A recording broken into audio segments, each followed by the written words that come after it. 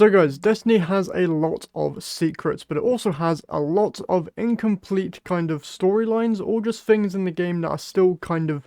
mysterious and don't really have a known trajectory as of yet when it comes to the overall story of the game. So today we're going to be going over all of the incomplete storylines that I can really think of and kind of speculate as to where they could possibly be going in the near future. The first of which has to be the biggest and probably most drawn out storyline in the entire game, and that being the curse on the Dreaming City. For those who don't know, the city was cursed thanks to Savathun and Riven, and it hasn't really been fixed as of yet. I believe the raid was meant to kind of fix it with us killing Riven, but then that didn't really happen. Actually, no, I think that's what actually started off the curse, because with her dying, that's then when the corrupted cycles actually began. And we did, I believe, learn that Courier was a taken Vex mind that helped with the creation of the curse here on the city, but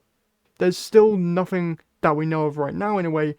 in the way of fixing this said curse. Also, Mara hasn't really been present in any storylines after Edge of Fate, and the main storyline she was a part of before Edge of Fate was finding Riven's eggs, and I'm assuming by now that they are at least somewhat close to hatching. So maybe the next time we see Mara, she has like a whole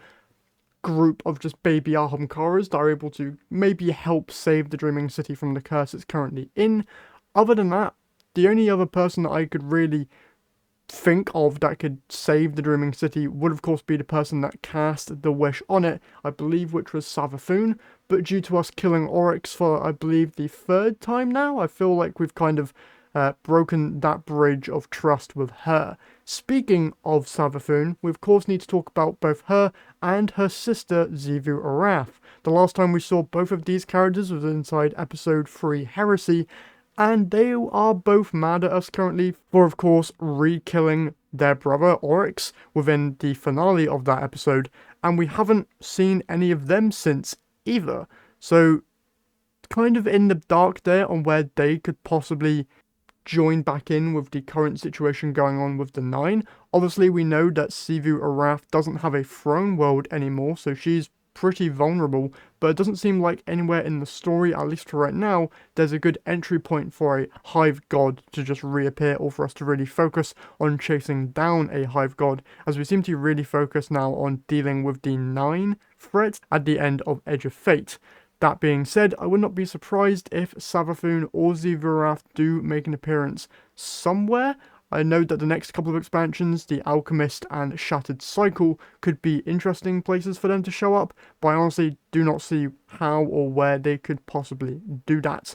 Next, let's talk about another character that hasn't appeared much in the story as of late, and that being, of course, Clovis Bray, who I believe the last time we saw him, we cut him out of being able to control Rasputin, and then had Rasputin sacrifice himself so that the Warsats didn't destroy the Traveller. And he's been silent really ever since, being, I believe, locked in the Exo Head in Eternity on Europa. And it's not like Clovis to be quiet for an extended amount of time without having some kind of plan. So I'd be very interested to see where his story goes from here. I would like to see him kind of reappear, even if, like,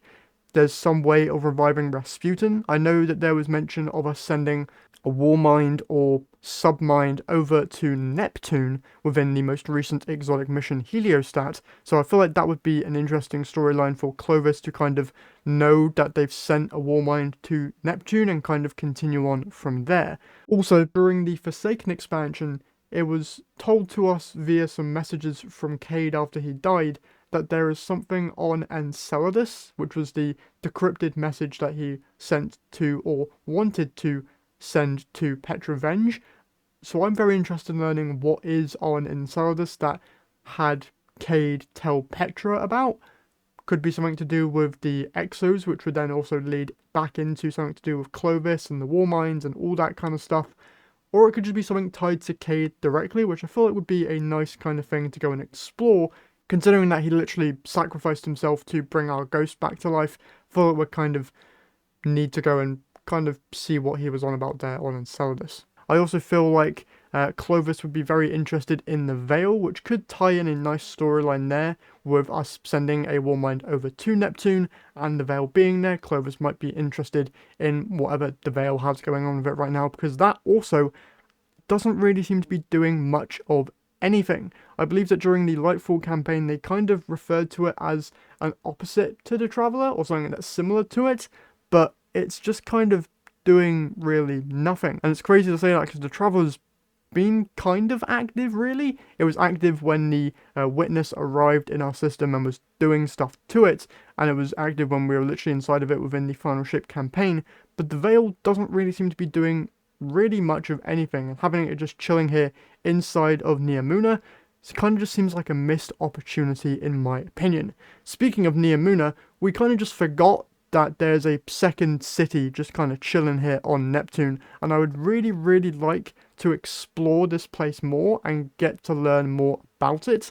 just because we really didn't explore too much of it when it was under attack by Callus. Now, of course, this was during the time when, like, all the citizens had to go hide in, like, digital bunkers, basically, and the only people that we were actually able to interact with were, of course, the Cloud Striders, which there now only is Nimbus, and I'm pretty sure that there's normally meant to be always 2 of them, so maybe the creation of a new Cloud Strider could be a possible storyline, and then also just being able to explore more of what Neomuna has going on with it, because it was kind of just not really all that explored well, in my opinion, inside of Lightfall, and I feel like I would have much preferred that expansion to be focused more on, like, us actually dealing with the Witness as it's, like, attacking Earth, and then have the kind of seasonal storyline be us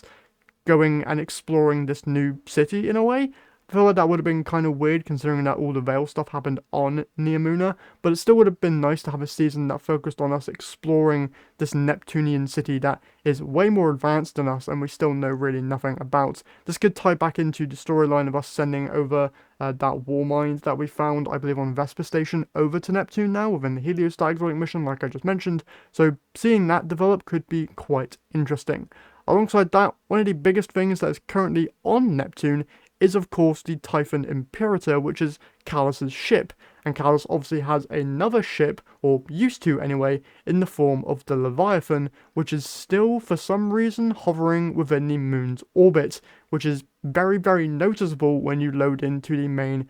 landing zone here in Sanctuary. Now, if a new player just comes to the moon and sees that, they're going to be very intrigued as to what that actually is, and the only real content that we have that's tied to it is, of course, the Duality Dungeon, but we don't actually really explore the Leviathan within that. We more explore Callus's memories of it, so I would really like for